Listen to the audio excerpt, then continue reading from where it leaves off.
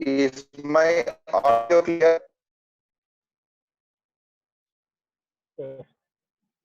Yes, sir. Yes, sir.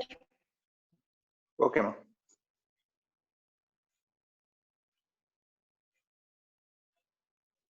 Right. Now, another topic, what I am going to start now is system considerations. So till now what we have learned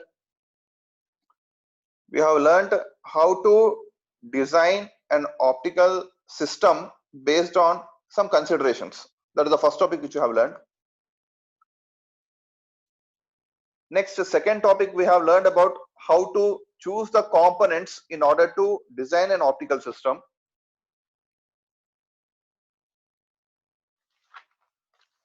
Next, we have discussed regarding different types of multiplexing techniques used in optical fiber design. In the morning session, we have discussed regarding point-to-point links. Now, a complete system has been set up. Now, we need to develop a system based on some considerations. Now, what are those considerations and how to take a decision regarding those considerations? We need to see it here.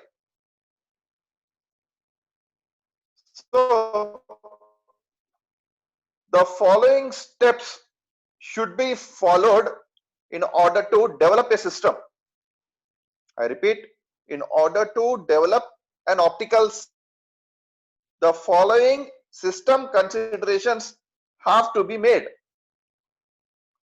Those considerations are selection of operating wavelength, next selection of photo detector, next selection of optical source, and then selection of optical fiber. I repeat, the system considerations include the following steps. What are those steps? There are 4 such steps. The first one is selection of operating wavelength. Next one is selection of photo detector. Third one is selection of optical source. And the next one is selection of optical fiber. Now, let us discuss the first case here regarding selection of operating wavelength.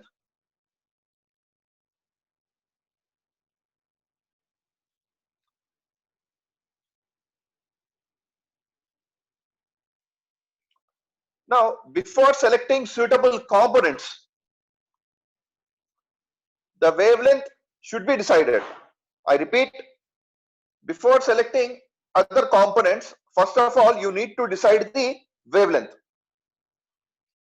And the selection of this wavelength will depend on 2 things.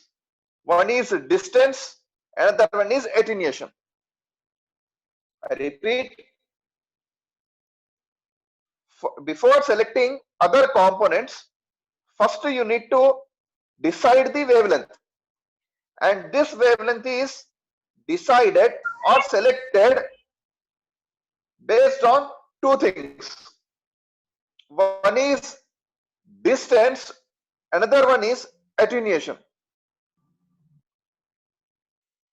Now the second point which I am saying is regarding distance. For shorter distances, the wavelength of 800 nanometer to 900 nanometer is preferred. I repeat, for shorter distances, the wavelength of 800 nanometer to 900 nanometer is preferred. And for longer distances, wavelengths of 1300 nanometer to around 1550 nanometers are preferred. Why only these 2 ranges are preferred? Because due to lower attenuations and dispersion. Once again I repeat, before selecting other components, first you need to select the operating wavelength, and this wavelength depends on two things. One is distance and the other one is attenuation. For smaller distance, the wavelength should be in between 800 nanometer to 900 nanometer.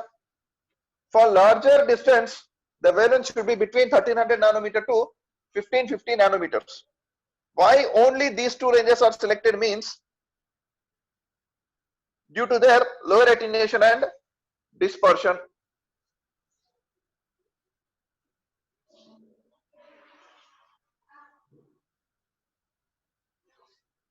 Now, the next step after selection of operating wavelength is selection of photodetector.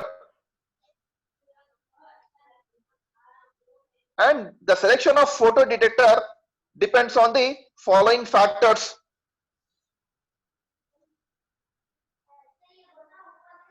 Now listen carefully. Minimum optical power that falls on a photodetector. I repeat, the minimum optimum power which falls on a photodetector should satisfy bit error rate at a specified data rate. I repeat, minimum optical power that falls on a photodetector should satisfy BER at specified data rate. Next one is complexity of circuit. Next one is cost of design, and the next one is bias requirement. I repeat, there are four things which are needed in order to select a photodetector. First one is minimum optical power that falls on a photodetector should satisfy the BER at a specific data rate. Next one is complexity of the circuit. Next one is cost of the design, and next one is bias requirement.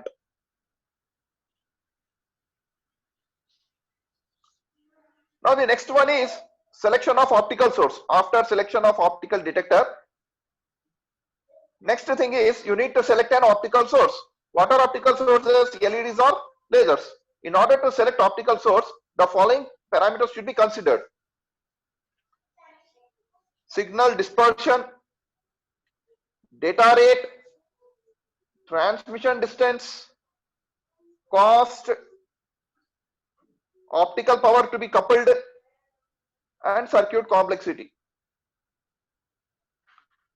I repeat, in order to select optical source, you need to consider the following parameters: signal dispersion, data rate, transmission distance, cost, optical power to be coupled, and circuit complexity.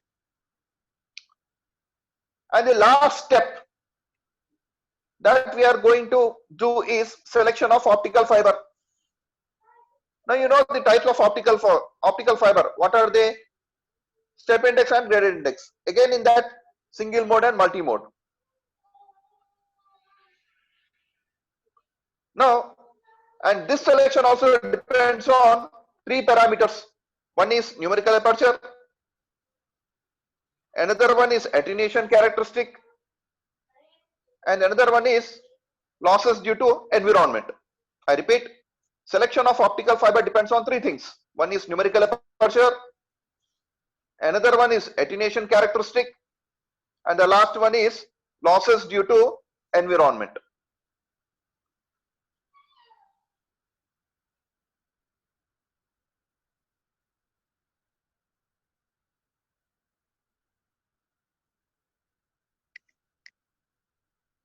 Is it clear?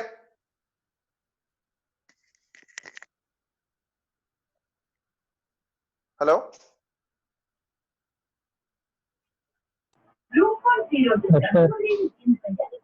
Yeah, is my voice clear or is it getting disturbed, ma?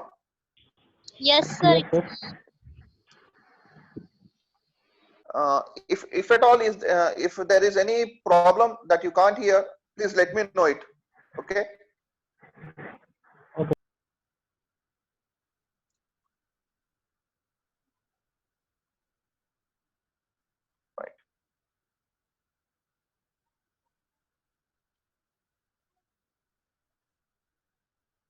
Now the next topic is link power budget.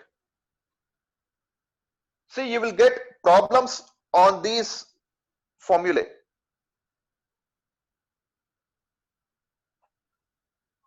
This is the formula which you need to remember in order to calculate link power budget. Okay, and this answer is pretty easy. See here, this part is transmitter, this part is receiver. A transmitter, we will use a source. The source is either LED or laser.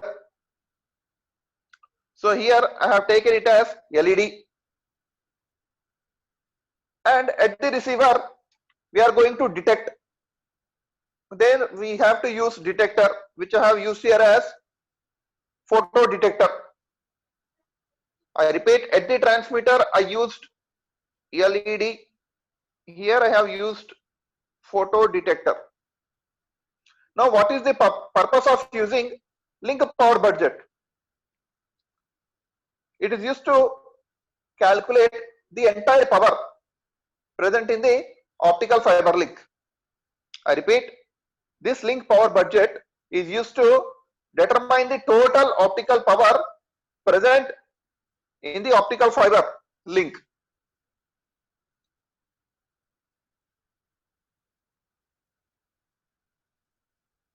Now see here. Here I have placed a connector. Okay, see the size is large. These two sizes are less compared to that of this. Okay, the first one is LS, sorry, LC. This represents connector loss. This first parameter is connector. Okay, the loss coming there is called collector loss. See, these two are splices, this one and this one. These two are splices. Here LSP represents losses occurring at these splices. Okay, similarly I have applied it here. And if you can see the dotted line here, this dotted line, that's nothing but you are going to interconnect them. Okay, here something is written as alpha F. Here this alpha F is nothing but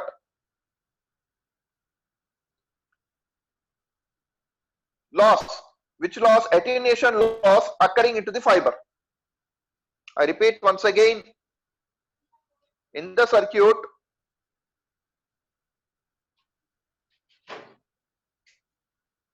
there are three losses: connector loss, splice loss, attenuation loss. The losses occurring from transmitter to receiver. I repeat, the losses that are occurring from transmitter to receiver is called as total power loss or total power loss in the system.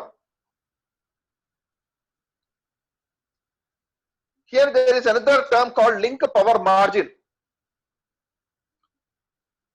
and this will consider the losses due to component aging and temperature fluctuations. What do you mean by component aging? If the lifetime of the component expires, then you need to replace the component.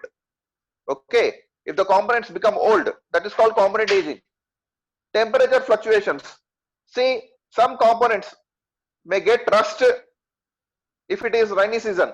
If they are placed outside, if it gets wet, then it may hold carbon or it may get a rust.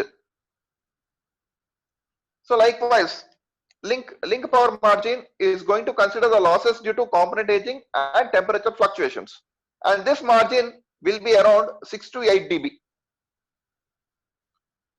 Now this formula is important. Total power loss or total optical loss in the system is given by connector loss plus sum of splicing loss and fiber attenuation loss plus system margin. All these losses will be in dB. all these losses will be in dB. I represent this total optical loss is equal to 2LC plus alpha into L. You will get it out. Sir, here you have written splicing loss plus fiber loss, fiber attenuation, then it must be alpha F plus L. Now, why did you write alpha F into L? I said this will be in dB. See, log A plus log B can be written as log AB. I am taking that log. Why? Because I am writing it in decibel. Hence, I am writing it as alpha F into L. Plus a system margin. That system margin is represented by P suffix small m. I repeat, the formula for total power loss in link power budget is equal to 2LC plus alpha F into L plus system margin, where system margin is represented by PM. And note that L is the transmission distance in kilometer. Here capital L is transmission distance in kilometer. PM is system margin.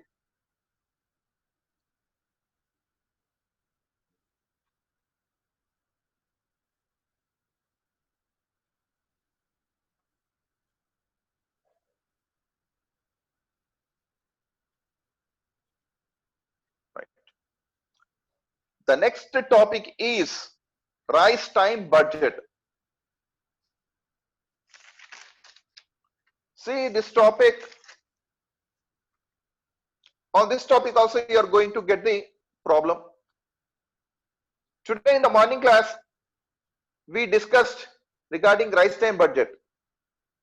It deals with bandwidth and dispersion. I repeat, it deals with bandwidth and dispersion. See, here he is defining the rise time.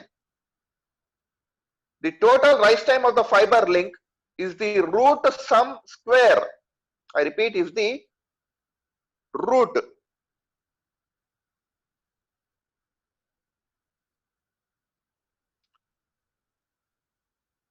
sum square. Sum square means, for example, if I am considering n elements, for first element it is T1 square, for second element it is T2 square, plus so on Tn square. T1 square is the rise time of the first one. T2 is the rise time of second component, like that. Likewise. So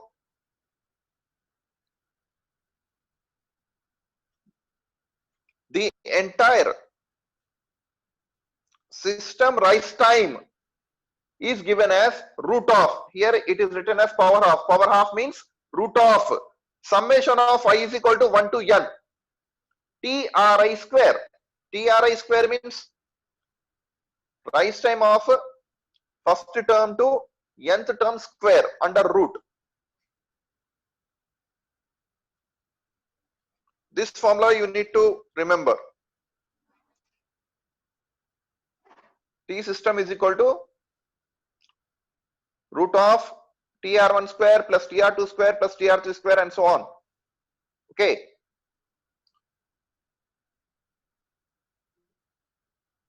Now, this can also be written as, this formula can also be written as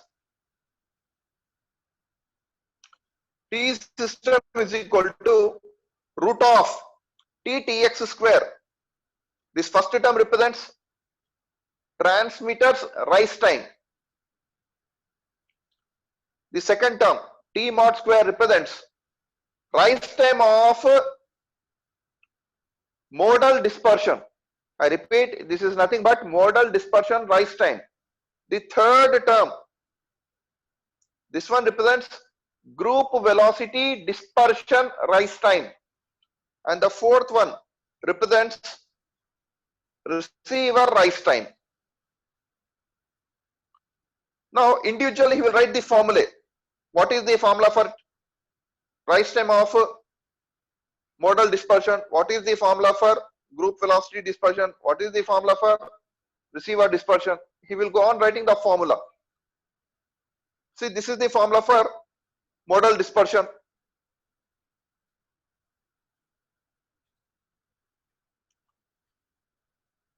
it can be written as 440 by Bm. Here Bm is nothing but bandwidth in megahertz. This can be similarly written as 440 LQ by B naught, where Bm is B naught by LQ. Here L is length in kilometer. Q is a constant whose value ranges between 0.5 to 1, and B naught is bandwidth for unit length.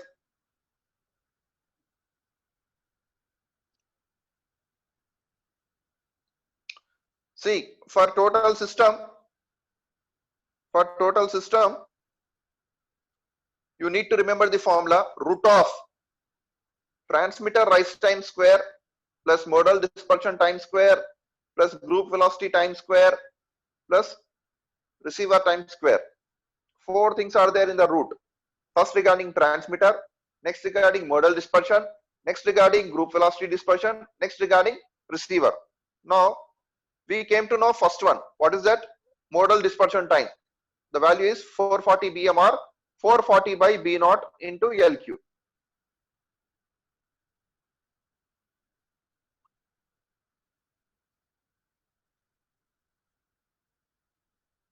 See here. Next, group velocity.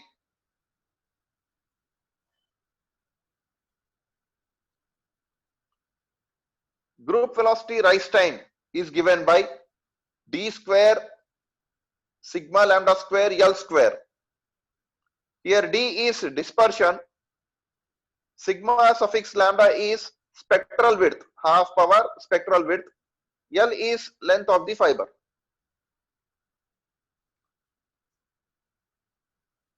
And the receiver rise time is given by 350 by BRX. BRX is nothing but bandwidth of receiver in megahertz. So we are going to substitute all these values in this formula. Generally, in the previous slide, we took T system is equal to root of transmitter square plus modal dispersion time square. We know that modal dispersion time 440 LQ by B naught whole square. Next, group velocity dispersion time. See here it is written. Okay, this is the formula which I have kept it here. Plus receiver rise time whole square 350 by receiver bandwidth whole square. Here you need to remember what is all the times which are mentioned in this formula are in nanoseconds. The times which are mentioned in this formula are in nanoseconds. The system bandwidth, I repeat, the system bandwidth can be calculated as bandwidth is equal to 0.35 by T system. First you need to calculate this value, and then if you want to calculate the system bandwidth, then you need to divide this system rise time with 0.35.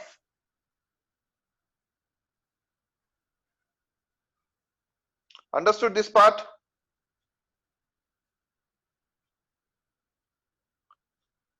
Now what did you understood this part? Yes. Vinay, can you please take the screenshot? Sir తీసుకున్నా sir.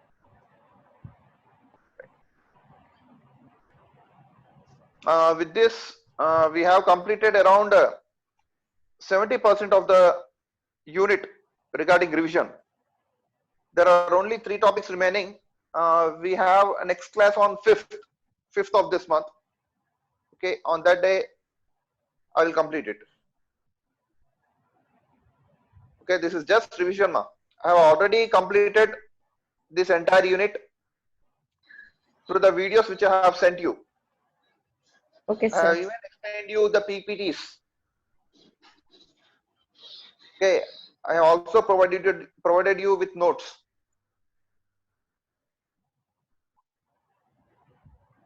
If at all anyone asks you whether your syllabus is complete, you say that, sir, we have completed 100% of syllabus.